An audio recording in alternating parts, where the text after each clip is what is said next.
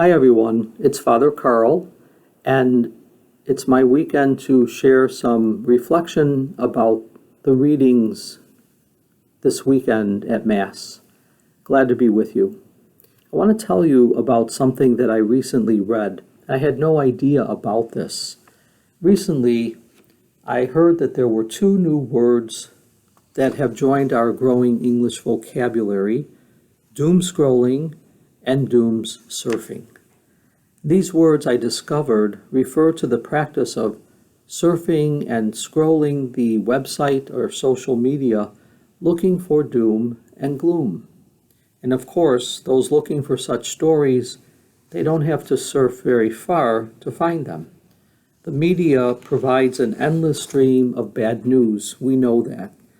There's the stories of natural disaster, the fires in California, political polarization, corruption, crime, murder, war, terrorism, protests, racial riots, the tensions of domestic violence, sex scandals, drug addiction, and of course the ever-present coronavirus pandemic.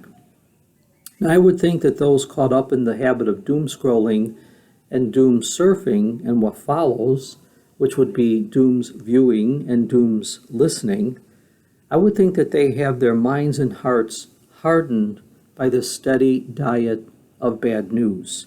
Why would anyone want to do that?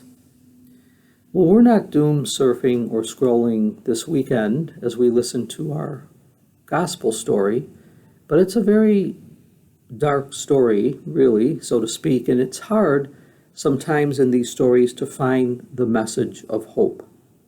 The parable last week, this week's parable, and the parable that we'll hear next week of the wedding banquet, all these are about Judgment Day and how we will be held accountable for poor choices that we make.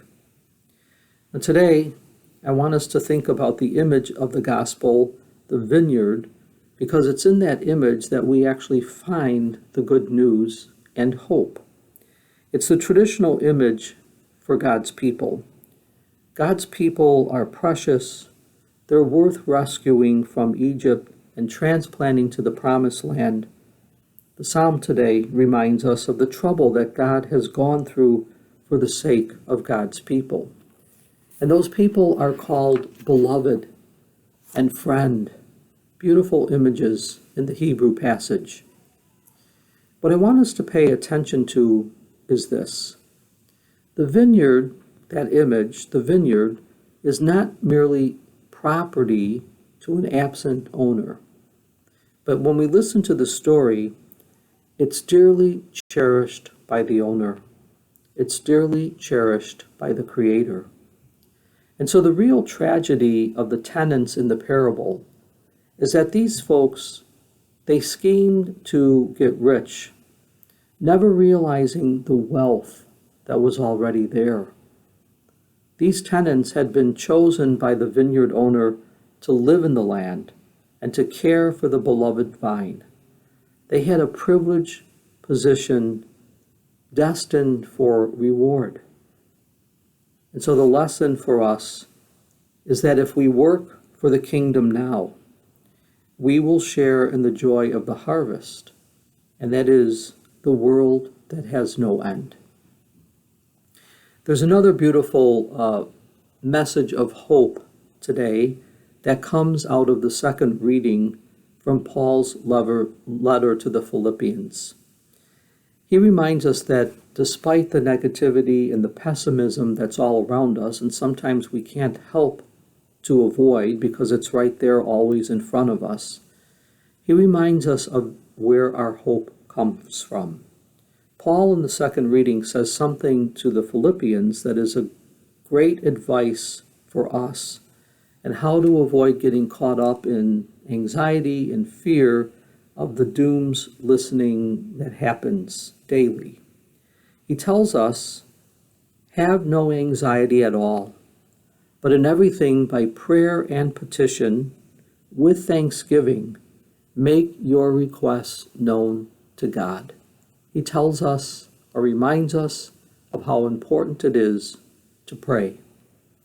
And such prayer and petition we know may not change the situation around us. But Paul, in his words, assures us our prayers will affect us in a positive way. This is what he says: "Then the peace of God, which surpasses all understanding, will guard your minds and your hearts in the way of peace." Isn't that beautiful and great advice during these challenging days that we all face? Pray. Don't forget to take time for prayer, because prayer opens us up to the presence of Jesus Christ, the source of peace, the one who told us, "Peace I leave with you, my peace I give to you." And then he adds, "Do not let your hearts be troubled or afraid." Such comforting and beautiful words with all the stress and anxiety that so many of us feel these days. What great advice for us during these challenging times.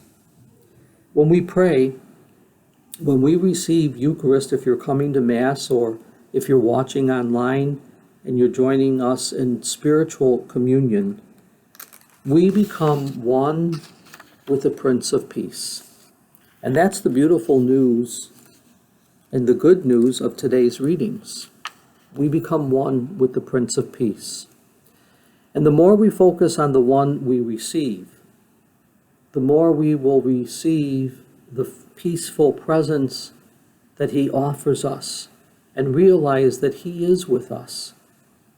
He will comfort us and strengthen us in all the challenges and the anxieties of these days that sometimes seem endless with fear and anxiety and concern.